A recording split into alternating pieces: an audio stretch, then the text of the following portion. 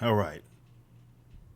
This video, it's another video about protesters, but different city. I think the last one I did, I was talking about D.C. This one, I'm going to be talking about Seattle, which of course is home of all the protests. The professional protesters seem to live in Seattle. You had the Chaz thing obviously pop off out there, Chaz Chop, depending on when you caught on. And this is an interesting 4-part story that I'm going to show you guys.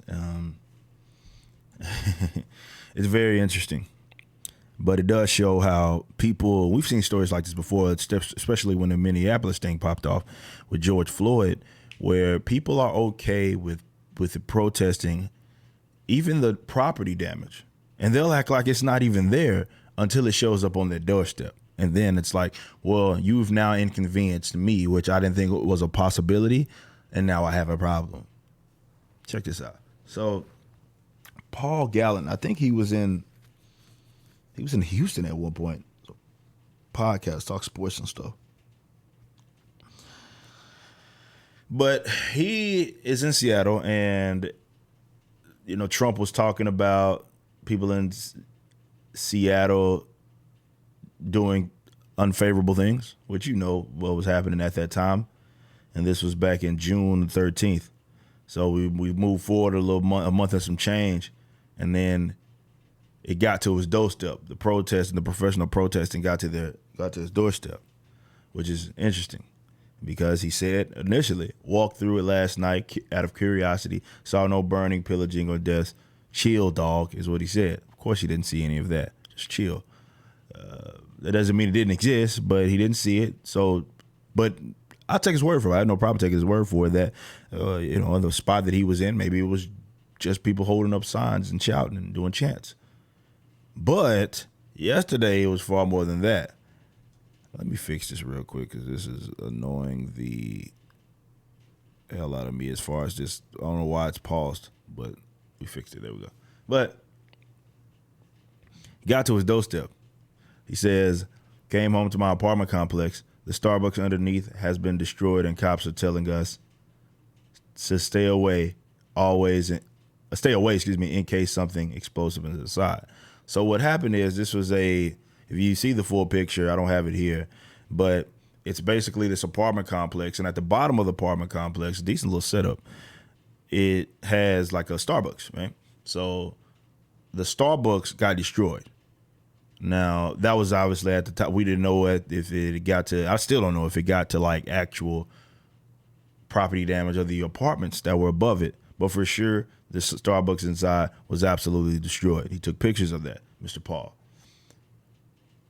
And he says, and the next post says, great job, a-holes. And he's showing all the like destruction that's happening in this deal. So you have all this graffiti, things that have been, spray painted or what have you on the Starbucks. Obviously, it had been destroyed. I'm not quite. I don't know. I mean, if they stole a bunch of coffee, maybe, I'm not sure. But for sure, all the windows are bust. It's pretty bad.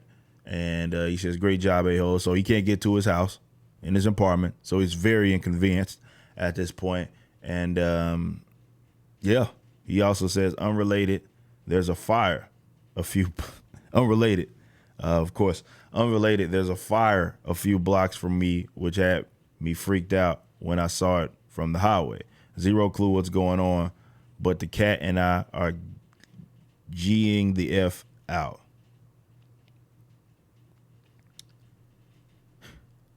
Now, the finale of this is where it gets really interesting, right? He says, I feel like I need to buy a firearm because clearly this is going to keep happening. Hey, man, it's a couple of us that tried to let y'all in on that, but it's these oblivious white elitist leftists who think that it just can't possibly get to them. It'll never get to them. It'll never get as close to them. So it's okay to go destroy the businesses and the property of other folks because you're not near me, He says, I feel like I need to buy a firearm because clearly this is going to keep happening. Enough is enough. It looks like a block party down the street from me, really angry right now. So you've been mildly inconvenienced. You're starting to, not mildly, extremely inconvenient. You're starting to see that this is escalating, is going to continue to happen. They're incentivized to do it. They're not really being punished for it, so they're incentivized to do it. People aren't able to defend their property. I'm not sure what the gun laws, how they work out there in Seattle. I'm pretty sure it's not. It certainly probably isn't as free as some of the other states. Maybe it is, but it probably isn't. And hopefully he can get a gun. He'd be lucky if he can get one in ammo. I don't know if he has to be on a waiting period or something like that. He'll soon enough find how difficult it is. And now he's and I'm all for it. He understands the need to buy a firearm. I would love to know what his positions are, if anybody's ever done any research as far as on gun rights and gun ownership. I wonder if he's been one of those guys that have pushed for more gun control. I don't know. I can't say, but it'd be interesting to see if he's completely rejected that position before or now. Excuse me. Now look, I'm all for people growing, no matter where they're at on the political side of the spectrum. That's how it works. This is why I say a lot of times, you get what you deserve. Some people put themselves in positions, and they certainly don't deserve me coming to the defense. And sometimes they gotta put their hand on the stove, right? And it's gotta be hot. And then they realize that they shouldn't put their hand on the stove. So hopefully Paul will grow out of this and be like, okay, I was wrong about what's going on. I see that this is got a lot of potential for my home to be messed up, my living quarters to be put under a lot of uncertainty, right? Because I don't know how this is going to end up. So they're seeing that now, and that's cool. I enjoy the fact that they're seeing this. I just hope he extends this to whatever conclusion that he wants to extend it to. Well, not what he wants to, more so look, firearms, right? It's a very important thing. You understand and you recognize that this is something that a lot of us have talked about. It's going to escalate, right? It's going to keep happening.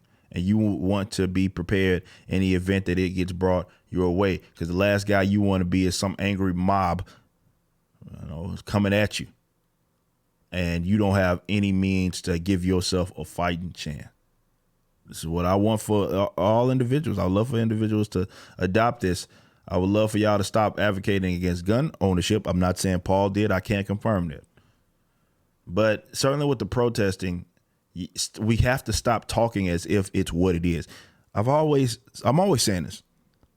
Two things can be true. You hear me say that I don't know how many times, because two things can be true. George Floyd, for example, is something that has not happened, shouldn't have happened. Well, also, I can say that the ways that the protest turned into opportunistic instances where people could destroy people's property, that's not a good thing. That is an objectively bad thing. Two things can be true, guys.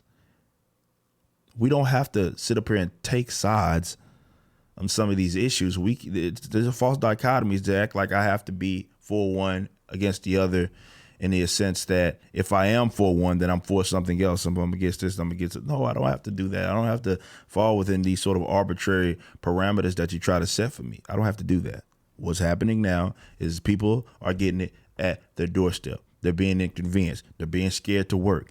And I understand that it's an understandable thing. Even other protesters, that may be at these events, they get beat up or some, cat got stabbed. Like, these things are real and these things happen, and you have to be mindful of it.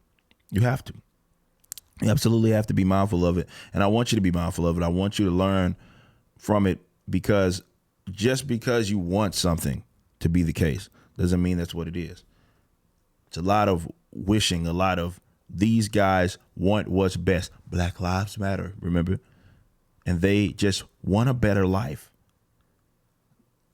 Doesn't mean that the way they're going about it is incorrect. It certainly doesn't mean that their solution, because, it is correct more so, but their solution can also be jacked up and worse. And sometimes this is included in the solution. If we mess stuff up so much, you give us what we want. It's not a way to act.